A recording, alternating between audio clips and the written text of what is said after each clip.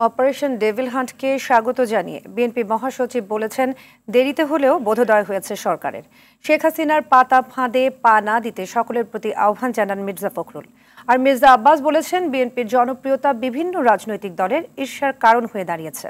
আর গয়েশ্বর চন্দ্র রায় বলেছেন, নির্বাচন নিয়ে কেউ তাল বাহানা করলে পালানোর জায়গা পাবে না।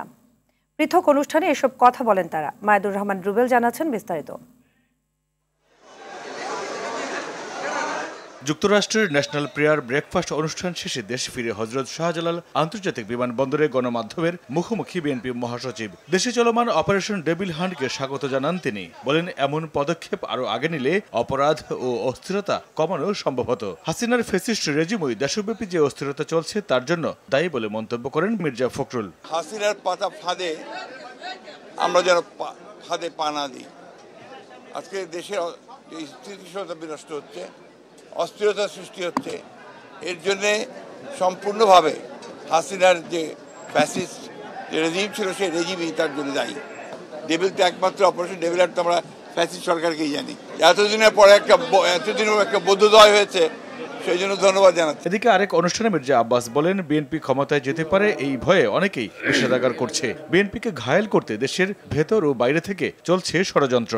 প্রধান অস্ত্র কি বিএনপির জনপ্রিয়তাকে দুর্বল করার প্রধান অস্ত্র হলো এখন বিএনপির ছেলেরা নাকি চাঁদাবাজি করে, বলে না? আচ্ছা, এই যে চাঁদাবাজ শব্দটা কি এর নতুন আসছে নাকি? বহু পুরনোকালের আদি শব্দ।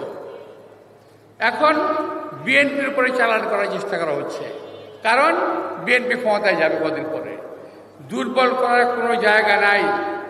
আর জাতীয় প্রেস ক্লাবের প্রশিক্ষণ কর্মশালায় গয়েশ্বর চন্দ্র রায় বলেন, নির্বাচনের আগে রাজনৈতিক দলগুলো যে প্রতিশ্রুতি দেয় ক্ষমতায় গেলে তা ভুলে যায়। বিএনপি মিথ্যা প্রতিশ্রুতি নয়, বাস্তবায়নে বিশ্বাসী বলেও জানান তিনি।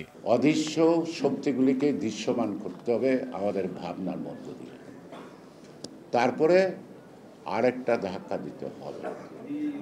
একজন তো পালাইছে কাপড় পরা, আর যারা এই নির্বাচন নিয়ে ষড়যন্ত্র করতেছে তারা কাপড় পোড়া পালানোর সুযোগ পাবে বলে আমি মনে করি। এই সরকারকে আমি সম্মান করি, সব জ্ঞানীগুলির সমাবেশ, কিন্তু রাষ্ট্র পরিচালনার দক্ষতা নাই, সরকারের মধ্যে কোনো সমন্বয় নাই। মুখে ভারত বিরোধিতা করলেও বর্তমান সরকারের অনেকেই সেদেশে সকাল বিকাল যোগাযোগ করছে বলেও অভিযোগ করেন গয়েশ্বর। কিন্তু রাষ্ট্র পরিচালনার দক্ষতা। মায়েদুর রহমান রুবেল, RTV, ঢাকা।